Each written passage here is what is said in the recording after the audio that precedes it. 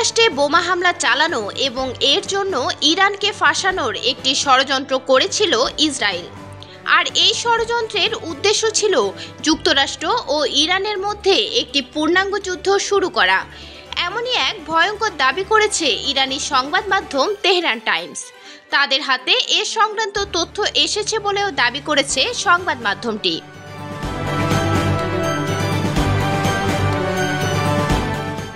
Tehran Times বলছে, পরিকল্পনা ছিল যুক্তরাষ্ট্রের অভ্যন্তরে হামলা করে ধ্বংসযজ্ঞ চালানো এবং এতে ইরান জড়িত তা প্রমাণ করা, যাতে মার্কিন জনমতকে কাজে লাগানো এবং ইরানের বিরুদ্ধে সামরিক পদক্ষেপ নিতে প্ররোচনা দেওয়া যায়।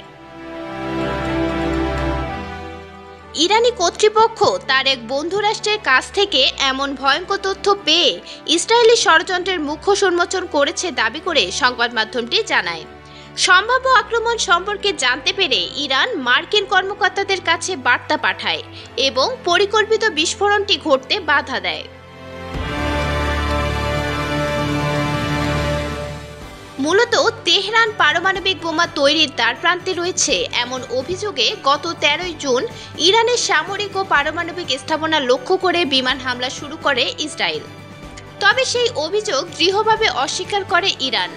এরপর ইসরায়েল ভূখণ্ডে তেহরানের প্রতিশোধমূলক ক্ষেপণাস্ত্র এবং ড্রোন হামলা শুরু হয়। একের পর এক ইরানি ক্ষেপণাস্ত্র হামলায় নাস্তানাবুদ ইসরায়েল ইরানি পাল্টা হামলা সামলাতে না পেরে ভিন্ন ষড়যন্ত্রে মেতে ওঠে। শরণাপন্ন হয় ঘনিষ্ঠ মিত্র যুক্তরাষ্ট্রের। পরে 3টি ইরানি পারমাণবিক স্থাপনায় বোমা হামলা চালিয়ে যুক্তরাষ্ট্র সংঘাতে যোগ দেয়। তবে ইরানকে আক্রমণ করে কাঙ্ক্ষিত উদ্দেশ্য বাস্তবায়ন করতে না পেরে মার্কিন প্রেসিডেন্ট ডোনাল্ড ট্রাম্পের মাধ্যমে যুদ্ধবিরতিতে সম্মত হয় ইসরায়েল। বিশ্লেষকরা বলছেন, ইরানের সাথে যুদ্ধে জড়িয়ে ইসরায়েল তার লক্ষ্য অর্জন তো করতে পারেনি, উল্টো নেতানিয়াহু সরকার দেশটির অভ্যন্তরে নানামুখী সংকটে পড়েছে। এর ফলাফল হতে পারে সুদূরপ্রসারী ও ভয়াবহ। একই সাথে গোটা বিশ্বে দেশটি দম্ভচূর্ণ হয়েছে বলে মনে করেন তারা।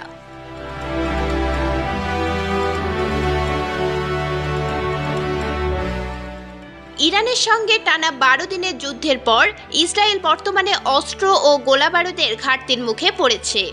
এই 12 দিনে বারবার সাইরেনের শব্দে আশ্রয়স্থলে ছুটতে হয়েছে ইসরায়েলিদের। জীবনের ভয়ে লাখ লাখ ইসরায়েলি দেশ ত্যাগ করেছে। প্রমিস ল্যান্ডে ধর্মীয় আবেগ তাদের ইসরায়েলে আটকে রাখতে পারেনি। তবে ঠিক কত সংখ্যক ইসরায়েলি দেশ ছেড়ে গেছে তা সুনির্দিষ্টভাবে জানা কঠিন, কারণ জায়নবাদী সরকার সব তথ্য প্রকাশ করছে না। সোশ্যাল মিডিয়া এবং কিছু সংবাদ মাধ্যমে প্রকাশিত তথ্য থেকে বোঝা যায় বিপুল সংখ্যক ইসরায়েলি দেশ ছাড়ছে। এমন দাবি করা হয়েছে, ইসরায়েলি জনসংখ্যার প্রায় অর্ধেকই দেশ ছেড়ে যাচ্ছে। ইসরায়েল সরকার তথ্য প্রকাশে নিষেধাজ্ঞা আরোপ করায় ক্ষয়ক্ষতির পরিমাণ কতটা ভয়াবহ তা তেমনভাবে সামনে না আসলেও এর পরিমাণ অনেকটাই অনুধাবন করা যায় সম্প্রতি সামনে আসা ইসরায়েলিদের ক্ষতিপূরণ চাওয়ার তথ্যের ভিত্তিতে। বার্তা সংস্থা আনাদোলুর এক প্রতিবেদনে বলা হয়েছে, সংঘাত শুরুর পর থেকে যুদ্ধবিরতি কার্যকর পর্যন্ত 12 দিনে ইরানি ক্ষেপণাস্ত্রের কারণে সৃষ্ট ক্ষয়ক্ষতির জন্য জনগণের কাছ থেকে 39,000 ক্ষতিপূরণের আবেদন পেয়েছে ইসরায়েল সরকার। মিরাতুন জান্নাত, বিজনেস বাংলাদেশ নিউজ ডেস্ক।